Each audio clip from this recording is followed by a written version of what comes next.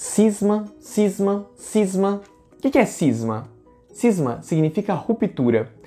Durante a Idade Média, a gente teve duas rupturas que geralmente são estudadas nos vestibulares, para os vestibulares e no colégio. Vamos aprender um pouquinho e vamos parar de confundir o chamado cisma do Oriente e o cisma do Ocidente? Então, que história é essa, Eduzinho? Vamos começar falando do primeiro grande cisma da Igreja, da primeira grande ruptura que a Igreja Católica viveu em 1054. Para entendê-la, a gente vai ter que voltar para a queda do Império Romano. O Império Romano passa por crises desde o século 3, 4 e 5 depois de Cristo. No século IV, o imperador chamado Teodósio criou um edito, uma lei, em 380, chamado Edito de Tessalônica. Nesse edito, a Igreja Católica Apostólica Romana passa a ser a principal e única igreja vinculada ao Estado Romano, uma igreja cristã, que, portanto, se difunde por todo o Império Romano. O problema é que no século IV uma série de invasões estão acontecendo, invasões de povos chamados de germânicos, que os romanos chamavam de bárbaros.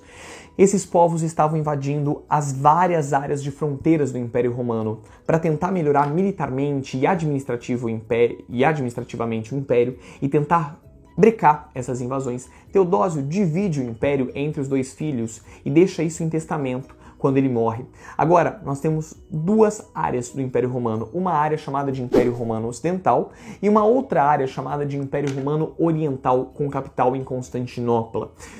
Ponto importante é que a partir do século V, essas invasões se intensificam na área ocidental e o Império Romano Ocidental acaba sucumbindo, acaba caindo no século V. O Império Romano Oriental, por sua vez, permanece de pé. O problema é que a Igreja Católica estava em todas essas áreas. A maior autoridade da Igreja Católica fica na área ocidental, ele era chamado de Papa, ao mesmo tempo em que também havia uma grande autoridade católica na cidade de Constantinopla, chamado de Patriarca. A partir daí, a gente entra no que a gente chama de Idade Média. Chegamos num período que vai do século V até o século X, um período conhecido como a Alta Idade Média. Nesse período, as duas igrejas, que na verdade ainda eram uma, a Igreja Católica vai começar a se distanciar.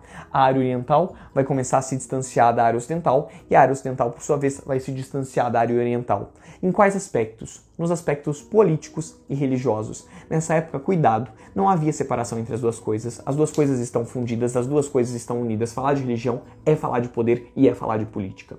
Entenda o seguinte, o Papa, que era a maior autoridade, continua existindo em Roma e continua mandando nas igrejas, na Igreja Católica, principalmente na área ocidental. O Papa vai fazendo alianças com esses invasores germânicos que muitos deles vão se cristianizando, vão aderindo à Igreja Católica. Do outro lado, nós temos o Império Romano Oriental, que era chamado também de Império Bizantino. Esse Império Bizantino vai começando a questionar a autoridade do Papa ao longo da história. Não só questionar a autoridade do Papa, mas questionar algumas regras teológicas, ou seja, visões religiosas que existiam e que eram muito defendidas na área ocidental. Como, por exemplo, duas podem ser destacadas. Lá no Oriente, acredita-se no que a gente chama de monofisismo. Monofisismo é uma discussão sobre o que era Jesus Cristo. Jesus foi humano, Jesus foi divino. Para a Igreja Ocidental, para o Papa, Jesus foi as duas coisas. Lá no Oriente acreditava-se que Jesus era somente uma coisa, unicamente divino. Outra visão importante foi a visão que acaba sendo muito difundida no Império Oriental a partir do século VIII, durante um período em que o imperador era chamado de Leão III. Leão III, imperador bizantino, achava que era errado você cultuar imagens de santos e imagens sagradas. O Papa, no Ocidente, defendia isso.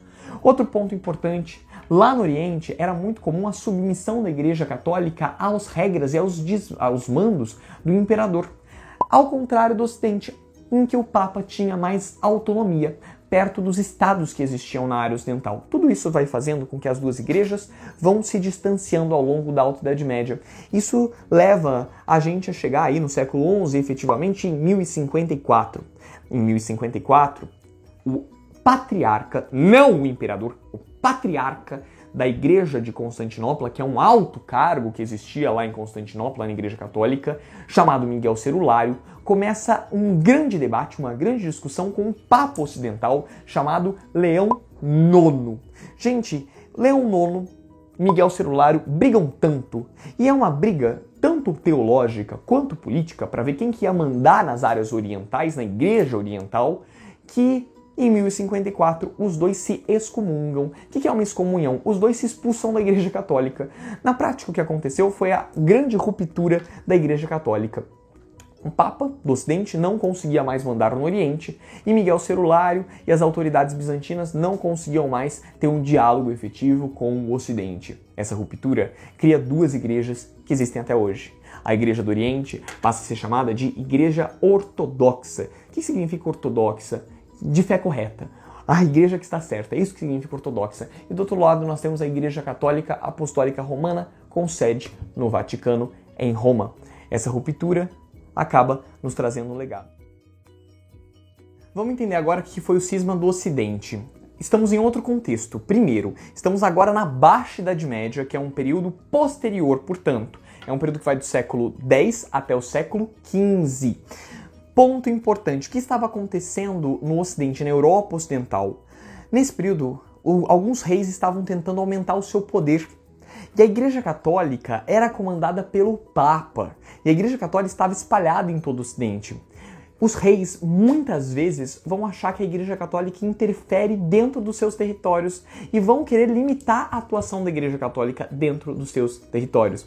Um bom exemplo disso é o rei francês Filipe o Belo. Filipe o Belo teve muitos atritos com um papa da época chamado Bonifácio VIII pela questão de impostos. Filipe o Belo queria que a Igreja Católica pagasse mais tributo dentro do território francês. Por isso, Bonifácio e Filipe vão brigar muito em brigas famosas durante o período da Idade Média. Bom, mas o que é importante? Essas brigas todas levam a um processo de desgaste da Igreja Católica dentro do território francês.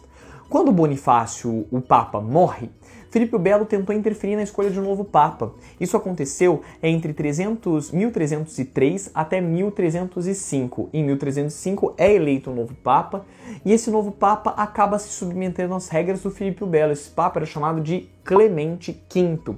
Clemente V é, de uma certa forma, forçado por Filipe o Belo, ou pelo menos, digamos, pressionado por Filipe o Belo a mudar o papado de lugar.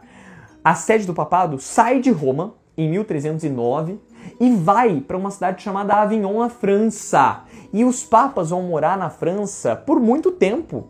Entre 1309 até 1377, os papas moraram em Avignon, uma cidade francesa. Esse episódio é chamado de Cativeiro de Avignon.